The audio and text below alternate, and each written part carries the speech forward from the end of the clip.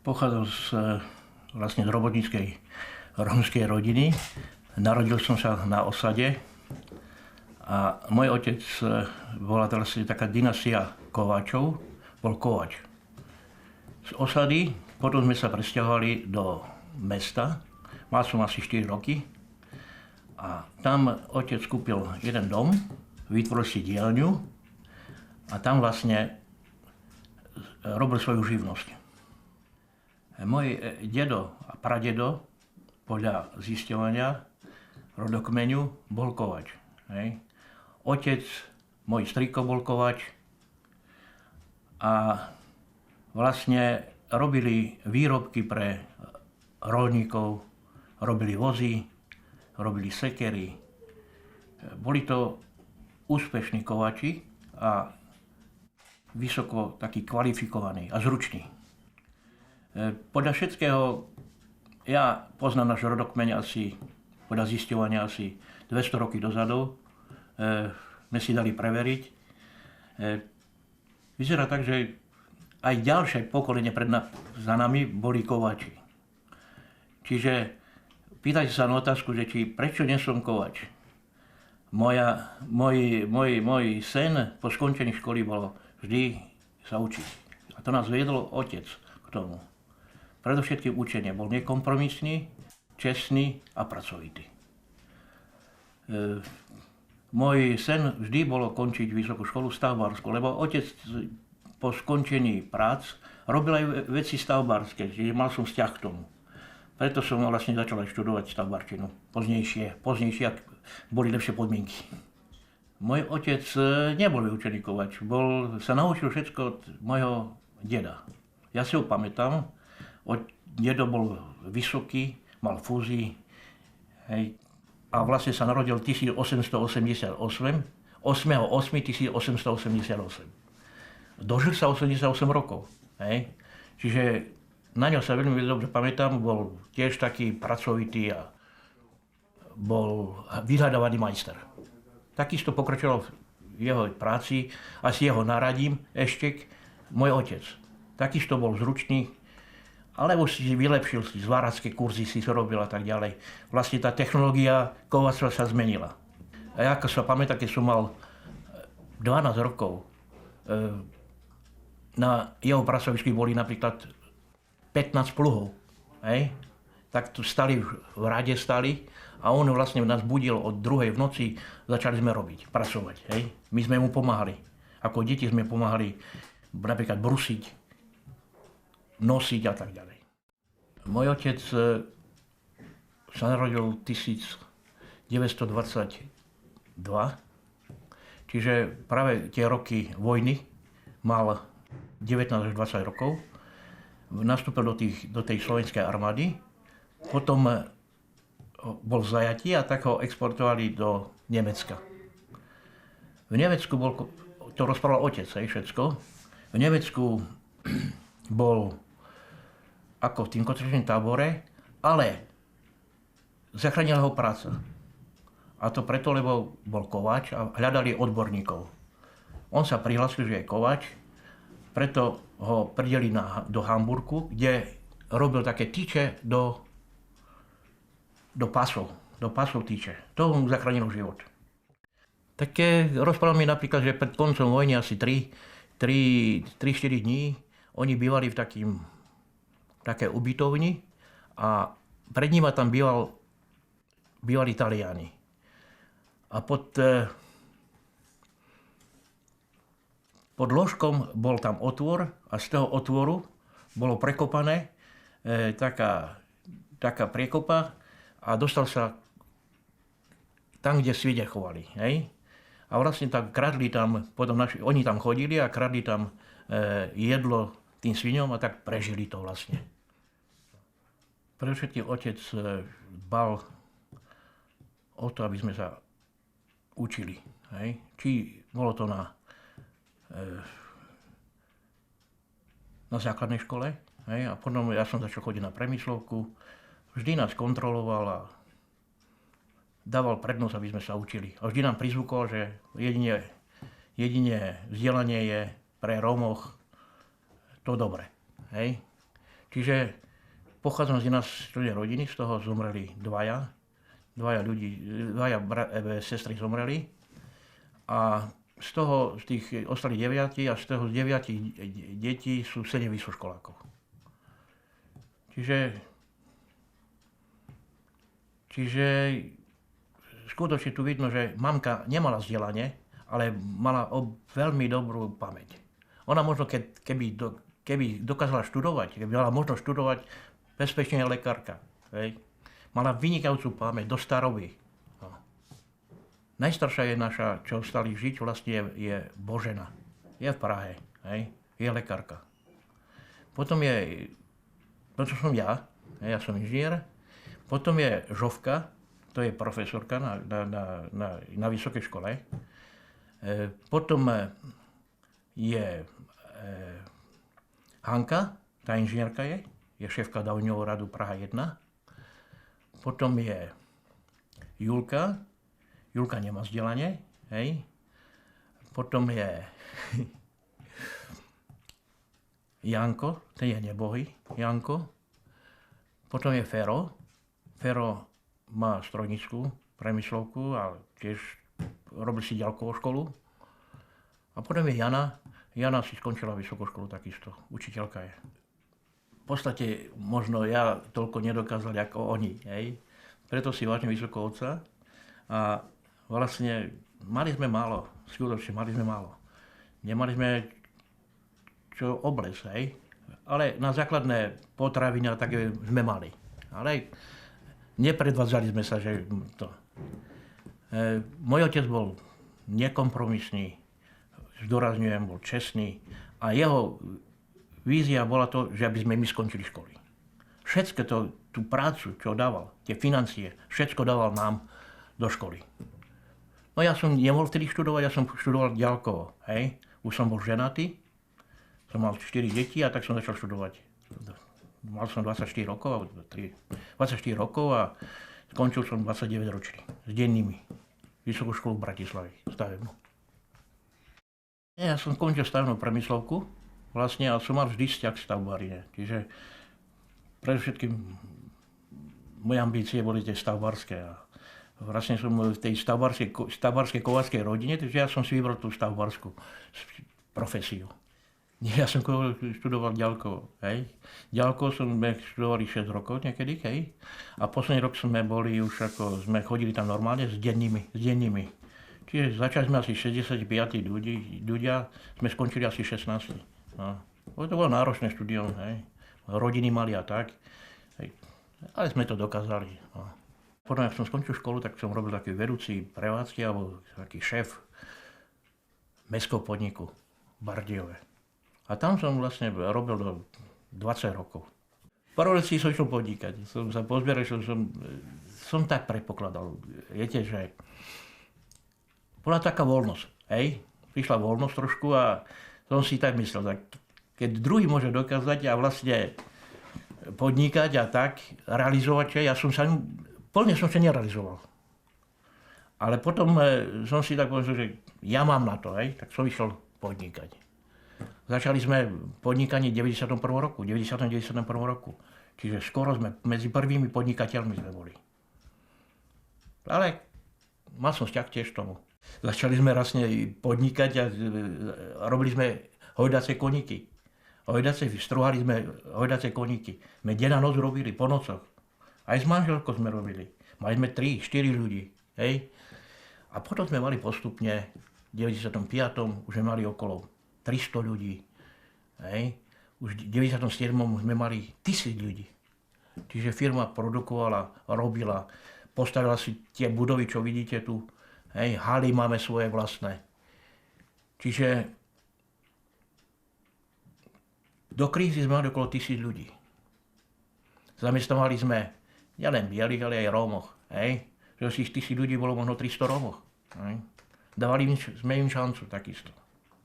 My možno viac pochopili ako normálny bielý šéf, hej, ale predsa sme im dali šancu. My boli nekompromisní, ale vždy sme brali ohľad na to, že dali sme im šancu, aby sa polepšili, aby robili. My sme nikdy nerobili rozdiel, ale predsa sme cítili, že treba sa trošku postarať inač o nich. A inakší prístup treba. Tu vidíte, máme kancelárii, máme aj Rómov a nerómov, aj tu kancelárii. Hej. Ale predsa treba rozumieť, tej rómskej duši treba rozumieť. Lebo tá rómska duša je krásna, ale treba je nekompromisná, je nevyspytateľná. Treba ju vždy riadiť a usmerňovať. Isto, že podnikáme v Čechách, podnikáme na Slovensku, podnikáme v Rakúsku, Nemecku.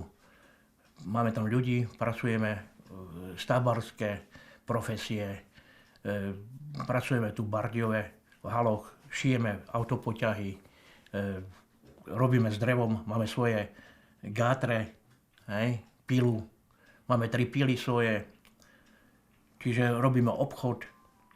Čiže cítil som v porovnaní s týma bielima, že musí viac dokázať ako iní. Tak každý rozpráva, že Róm a chce niečo dokázať, že musí. Ale ja som to skutočne cítil sám na sebe, že som bral to tak, že tak to asi musí byť. Že nás podceňujú a že musíte dokázať. Ak si toto uvedomí človek, tak pokračuje ďalej. Inakšie zastane a je koniec s ním. Hej? Je v skráte. Ale ak toto si uvedomí, že i napriek tých problémov, i s tým musíte počítať, že tie predsudky sú. To je ťažko vymazať, to celá spoločnosť naša. Ale jak toto si človek uvedomí, tak ide ďalej. Určite boli také osobnosti, viete, mali radi. Mali me radi a pamätám si na nich, hlboko si na nich pamätám. Ak som porušil pracovnú disciplínu tam, alebo čo, školskú disciplínu, normálne chodili ku nám domov, hej. Rozprávali sa s rodičmi, usmerňovali nás, chodili sme na kružky, hral som divadlo, bol som športovec, som skončil, ako základnú školu som bol majster kraja, v športe. Hádzal som guľu, skakal som do diaľky, 5 bojov som bol druhý v Československu. Moja sestra bola takisto majsterka Slovenska v diaľky v tom období. Predovšetkým sponzorujeme šport, máme svoj basketbalový klub, sú tam aj Romovia, aj neromovia, ženský basketbalový klub, ale ako staršie dorastenci. Ďalej tiež máme kulturistický klub, máme 8 majstrov Slovenska, mladších dorastencoch, čiže máme vzťah, máme svoju vlastnú posilovňu a chodíme do telocvičny.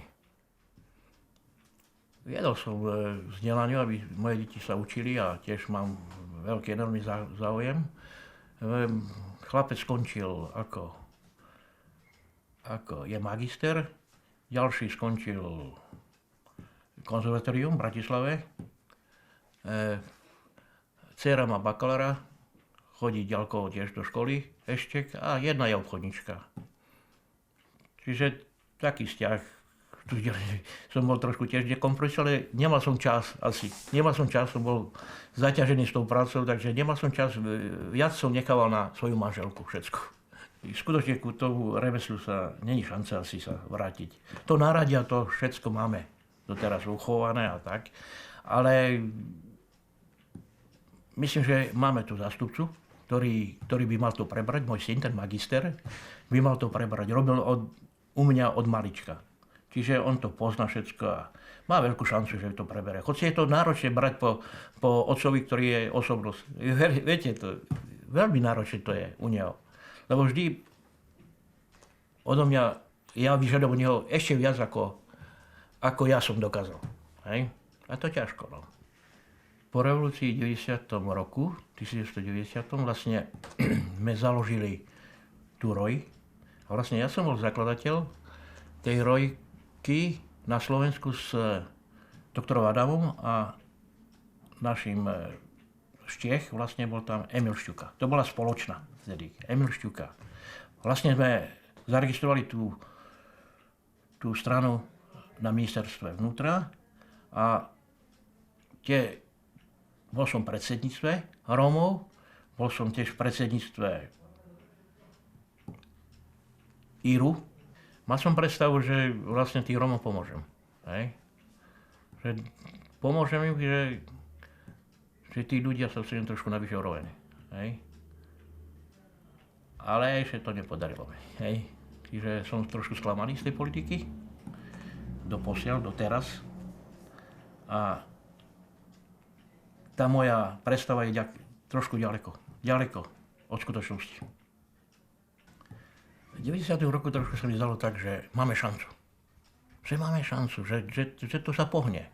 Ešte bol tam minister hospodárstva, Rusko, bol tu u mňa na návšteve a mi dával šancu práve po Kláre Urganovej, aby som prebal spolumocnenca vlády.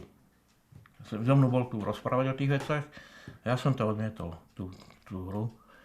A tu som vôbec nemal také ambície, že by som tu v meste, okrese išiel na poslanca. No ale ako vlastne roky tie pokračovali, sme dačo sa spravilo na Slovensku a potom nebola práca a vlastne tí Rómovia tak dopadli, ako dopadli doteraz. Hej. Čiže tá politika je vlastne pánske huncústvo, hovorí sa. A je to pravda. No. Ťažko nejakej strane dôverovať teraz, v tom období, a možno ťažko Rómom spolupracovať s týma stranami. Ja som podporoval tú našu stranu aj pri voľbách a tak, ale predsa nedokazujú sa nikdy zomknúť. Hej, tí Rómovia. Ťahali to každý na inú stranu a preto nemajú šancu. Tak ja som robil na mestskom úrade vtedy, hej, a bolo to tak naraz, ten nástup ľudí a tak ďalej, to všetko som to prežíval takisto. A až v 90. rokoch som začal vnímať, čo sa deje. Hej? V 89. nie. Ale až v 90. roku, koncom 90. rokov som začal vnímať, čo sa deje. Hej? Čiže hneď som sa tak zorientoval a stretli sme sa s doktorom Adamom a sme rozmýšľali, že čo vlastne budeme robiť. Hej? Ako pomôcť Rómom. Čiže sme navrhli politickú stranu, že založíme politickú stranu a spolu s Čechmi, ktorí sme boli spolu, s Čechmi vlastne sme tú politickú stranu skutočne založili. Mala veľké ambície tá strana, ale zasa to padlo na nesúlad medzi Rómami. Tak som povedal, že rómska duša je nevyspytateľná. Hej? Tu mu poviete a on ide iným smerom. Toho človeka musí vždy usmerňovať. Nemá to pevné základy, sú takí, nemajú takú výchovu. Hej? Čiže aj tu u nás v práci takisto. To vždy musíte tí človeka usmerňovať. Musíte 10-krát ísť za ním a povedať, áno, rob toto. Ale vždy musíte byť nekompromisní. A potom, mne sa stalo napríklad, že vždy som na nich kričal, 10 razy. A teraz rozprávajú si Rómovia takú historku, môžem povedať, že Rómovia už nevydržím. Že už šéf furt na mne kričí, nevydržím. A ja vždy som, a jak vidím, že už nevydrží, som prišiel ku nemu a som ho pochválil. Roma, ty si dobrý robotník. A teraz idem trošku ďalej, a teraz počujem. Už jak ma šéf pochválil, už ani peniaze nepotrebujem. Už aký ma pohľadil. Čiže tak vlastne tých ľudí treba viesť a kontrolovať. A bude dobré. Oni sú schopní robiť. Sú pracovití. A treba dať šancu im. A podľa mňa tá revolúcia skutočne Rómom nedala nič. Len sa to zhoršila. Zhoršila to. Nemajú prácu. Kriminalita väčšia. To vieme o tom, že čo sa robí. A asi nemajú šancu ani na trhu práce. Teraz. A možno aj v budúcnosti nemajú prácu. Keď sa ten problém nebude riešiť systematicky, dôsledne. Sú to veľké, obrovské náklady na dane a tak ďalej musíme platiť. Preto by sa malo seriózne brať tá otázka. Pretože moja predstava je vzdelanie a dať šancu pracovať. A potom až možno aj to prostredie, v ktorom žijú. Nedobré prostredie, to je pravda. Trošku zmeniť to prostredie. Ale zo začiatku to vzdelanie človeka pretvorí. On si sám potom bude hľadať, ak má vzdelanie a schopnosti, dostane schopnosti a on si bude hľadať ďalšie možnosti zlepšenia životného prostredia všetkého, svojich bývania a tak ďalej. Čiže tu je vzdelanie, gro je vzdelanie. Ten človek musí mať prehľad, čo sa deje vo svete. Hej? A keď toto sa nerobí, je to zlé. Hej? Veľmi podporujem podľa toho, pretože tie internátne školy. Internátne školy rómske sú vynikajúce. Naše bardejovské deti chodia do internátnych školách a sú už na úrovni, sú na gymnáziu chodia. Učia sa na samé jedničky, na gymnázium. Čiže ja som veľmi príjemne prekvapený, že v Kremnici, čo sa vlastne, my sme tam ľudí vozili celý čas, svojimi autobusami. Čiže moja taká sponzorská práca, predovšetkým a práca s Romami, vlastne na poštárke u nás, spočíva v tom, že spolupracujeme so Seleziami.